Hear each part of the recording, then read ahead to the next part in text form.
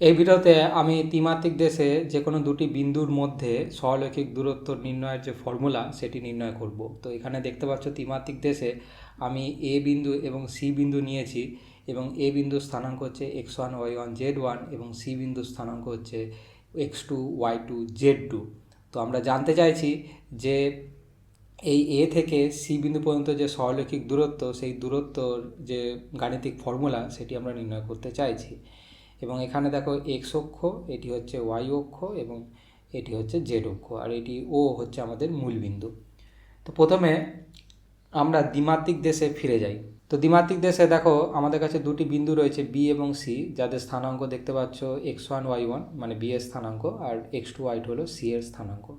এই বি এবং সি বিন্দু দুটি মূল বিন্দু থেকে কত দূরত্বে কোন দিকে রয়েছে সেটি জানার জন্য আমি দুটি ভেক্টর নিয়েছি এবং ভেক্টরগুলিকে আমি নামকরণ করছি। এটি ধরো r1 এবং এটি হচ্ছে r2। তো আমাদের কাজ হচ্ছে যে এই বি থেকে সি বিন্দু পর্যন্ত সরলরৈখিক দূরত্ব নির্ণয় করা, মানে তার যে গাণিতিক ফর্মুলা সেটিকে নিয়ে আসা। তো সেটি করার জন্য প্রথমে আমি কি করব না, এই সি বিন্দু থেকে এক্স অক্ষের ওপর আমি একটি লম্ব অঙ্কন করলাম।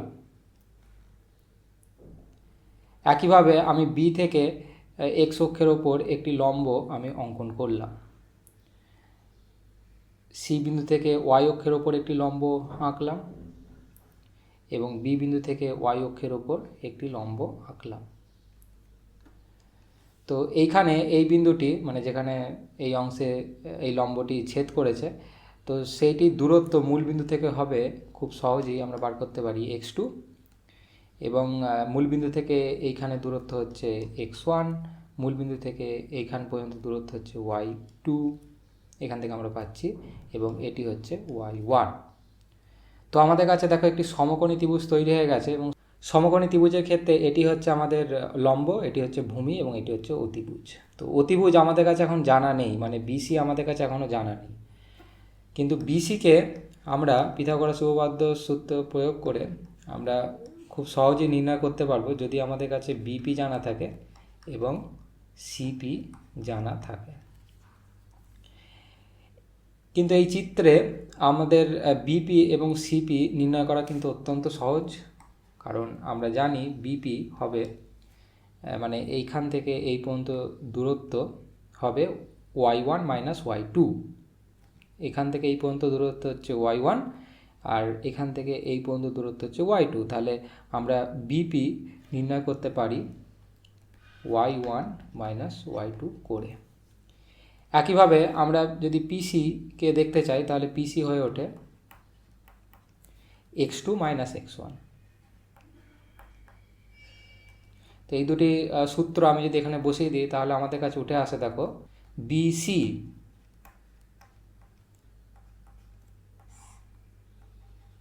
x1 minus x2 whole square plus y1 minus y2 whole square. তো এটি হচ্ছে আমাদের এই বিসি বাহুটির দৈর্ঘ্য, অর্থাৎ বি বিন্দু থেকে সি বিন্দু পর্যন্ত সরলরৈখিক দূরত্ব নির্ণয়ের যে ফর্মুলা সেটি আমরা দেখলাম, যদি কিনা আমাদের কাছে x1 y1 এবং x2 y2 বি এবং সি বিন্দুটির স্থানাঙ্ক জানা থাকে। তাহলে এই সূত্র প্রয়োগ করে আমরা খুব সহজেই এই বিসি দূরত্ব নির্ণয় করতে পারবো দ্বিমাত্রিক দেশে। এখন আমরা ত্রিমাত্রিক দেশে যাব।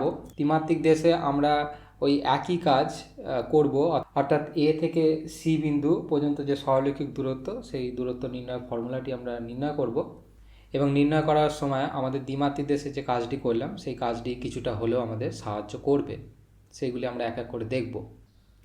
আবারও আমি সংক্ষেপে বলি কি করতে চাইছি, যে ত্রিমাত্রিক দেশে আমাদের কাছে দুটি বিন্দু রয়েছে, যে কোনো দুটি বিন্দু এ এবং সি বিন্দু, তাদের স্থানাঙ্ক তুমি দেখতে পাচ্ছ।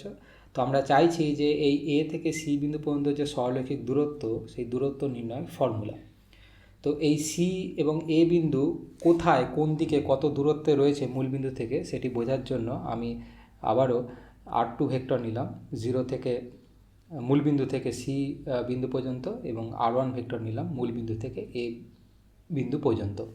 তো আমরা যেহেতু এখনও এ সি জানি না, তো আমরা আবারও চাইছি একটি সমকোণী ত্রিভুজ গঠন করতে, এবং সমকোণী ত্রিভুজটি এমনভাবে গঠন করব যাতে সেই সমকোণী ত্রিভুজটির অতিভুজ হবে এই AC, যেটি আমরা দ্বিমাত্রিক দেশে করেছিলাম সেই একই কাজ এখানে আমি করতে চলেছি। তো এখন আমাদের লক্ষ্য হচ্ছে একটি সমকোণী ত্রিভুজ গঠন করা, যার অতিভুজ হবে AC বাহুটি। তো প্রথমে আমি এই C বিন্দু থেকে আমি এই যে সমতল দেখতে পাচ্ছ, XY তল দেখতে পাচ্ছ, তো সেই XY তলের ওপর আমি একটি লম্ব অঙ্কন করলাম এবং যেটি এই XY তলকে ছেদ করেছে D বিন্দুতে এবং তার স্থানাঙ্ক তুমি দেখতে পাচ্ছ। যেহেতু XY তলে Z 0, তো সেই কারণে আমি শুধুমাত্র X2 Y2 দেখিয়েছি। একইভাবে আমি A বিন্দু থেকে এই সমতলের ওপর XY তলের ওপর আমি একটি লম্ব অঙ্কন করলাম যেটি E বিন্দুতে ছেদ করেছে। তো আবারও দেখতে পাচ্ছ E বিন্দুর স্থানাঙ্ক X1 এবং Y1 এবং Z1 = 0। এবার আমরা এই C বিন্দু থেকে এই AE সরলরেখার ওপর আমি একটি লম্ব অঙ্কন করব যেটি ছেদ করেছে F বিন্দুতে এবং এ স্থানাঙ্ক তুমি দেখতে পাচ্ছ X1 Y1 এবং Z2, কারণ এই BE যে উচ্চতা সেটি CD উচ্চতার সমান হবে। এবং শেষে আমি এই DE কে আমি যোগ করে দিলাম। তো আমাদের কাছে দেখো একটি সমকোণী ত্রিভুজ ACB তৈরি হয়েছে এবং এই সমকোণী ত্রিভুজটির AC বাহুর দৈর্ঘ্য আমরা কিন্তু এখনও জানি না, মানে A বিন্দু থেকে C বিন্দু পর্যন্ত দূরত্ব এখনও কিন্তু জানি না। তো পিথাগোরাস উপপাদ্য আবারও প্রয়োগ করব। এখন এই সমকোণী ত্রিভুজটির ক্ষেত্রে আমাদের লম্ব হয়ে উঠেছে দেখো AB এবং ভূমি হয়ে উঠেছে দেখো BC। তো আমরা পিথাগোরাস উপপাদ্য আবারও যদি প্রয়োগ করি তাহলে আমাদের কাছে হয়ে উঠছে দেখো AC =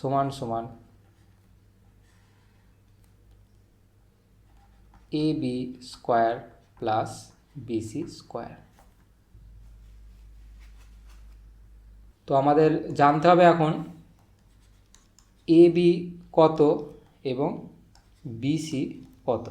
AB নির্ণয় করা অত্যন্ত সহজ কাজ, শুধুমাত্র Z1 থেকে Z2 বিয়োগ করে দিলেই আমরা AB যে দূরত্ব সেই দূরত্বটি পেয়ে যাব, কারণ E থেকে B বিন্দু পর্যন্ত উচ্চতা Z2 এবং E থেকে A পর্যন্ত উচ্চতা Z1।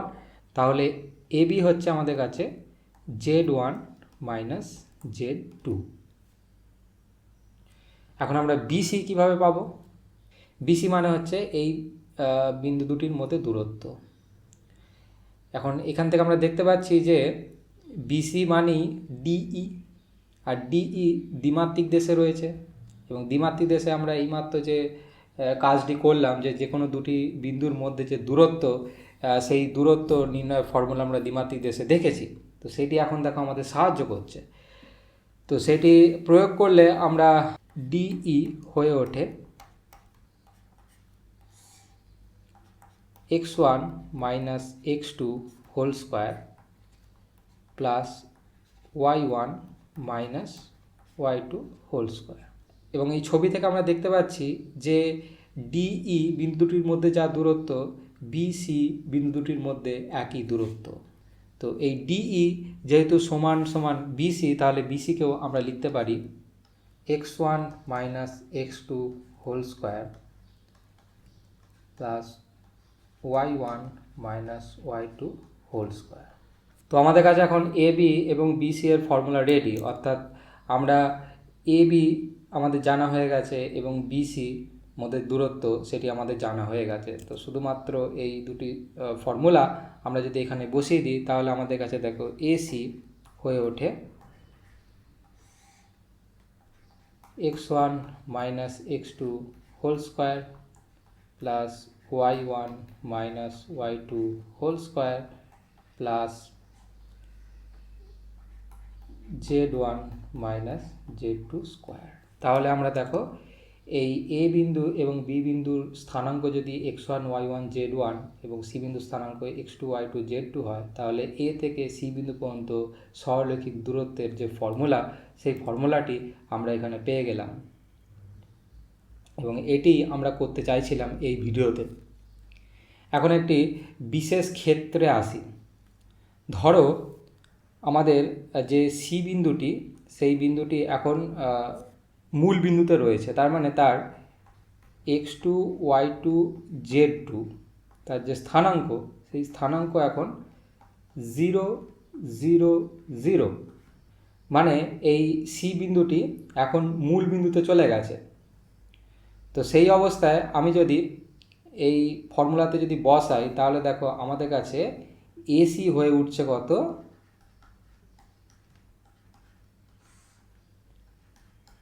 x1 plus y1 square plus z1 square. এটি কী বোঝাচ্ছে? এটি ওই অবস্থায় বোঝাচ্ছে যখন সি এই মূল বিন্দুতে চলে যাচ্ছে, তখন এইখানে যে ভেক্টরটি, সেই r1 ভেক্টরটির দৈর্ঘ্য আমরা পেয়ে যাচ্ছি, তাই না? মানে আমি এই ব্যাপারটি বলার চেষ্টা করছিলাম।